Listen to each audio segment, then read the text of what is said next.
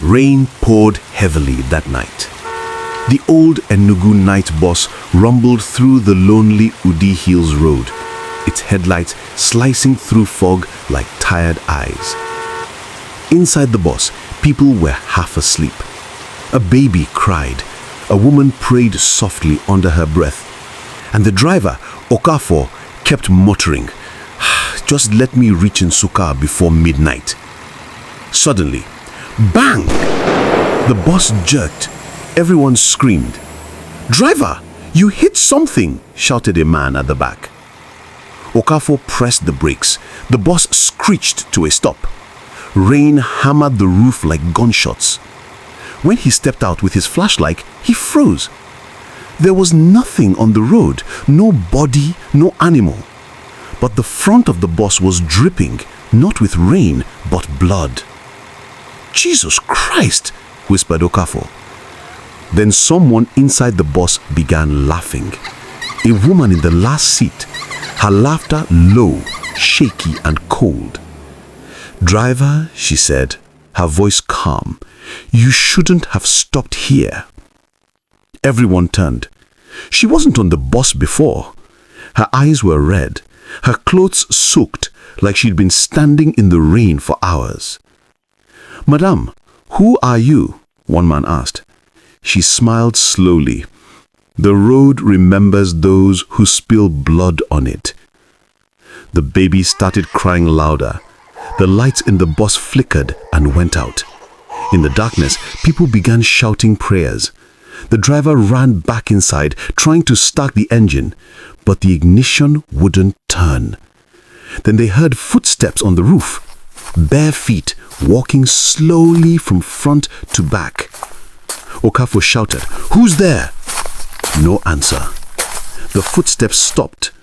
Suddenly, bang! The roof dented from above. Screams filled the air. A flash of lightning revealed the same woman now standing in front of the bus, her hair floating as if the wind feared her. "You killed my son. Now the hill will take yours." The bus engine roared back to life, but the road ahead was gone. Only fog and whispers. When rescue came at dawn, they found the bus deep inside the forest, but not a single soul inside. The witch of Udi Hills has returned. That evening, as police towed the bus away, they heard a faint knock from inside. When they opened it, a girl crawled out, trembling, soaked, whispering, "Please, don't let her find me." Her name was Ngozi, a student returning from Enugu, the only survivor.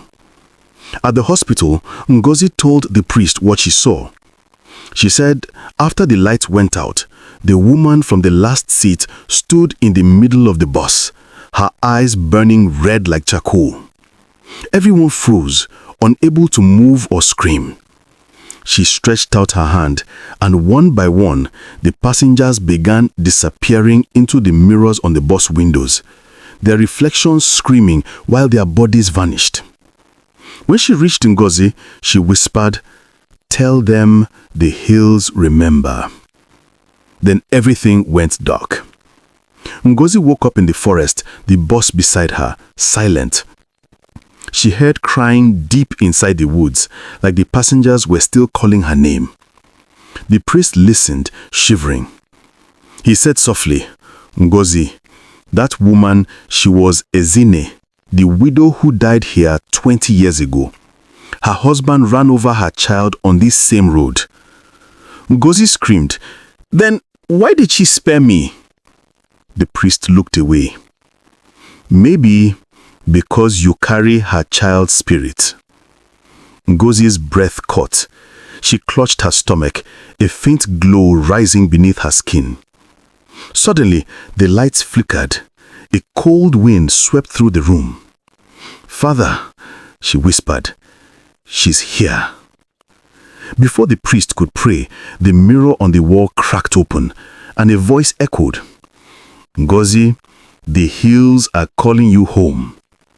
The hospital door slammed shut. Her scream filled the night. When the nurse entered minutes later, the bed was empty. Only the smell of rain and a trail of muddy footprints leading to the mirror. The final line. Since that night, no one drives through Udi Hills after midnight, because sometimes the road takes what it wants.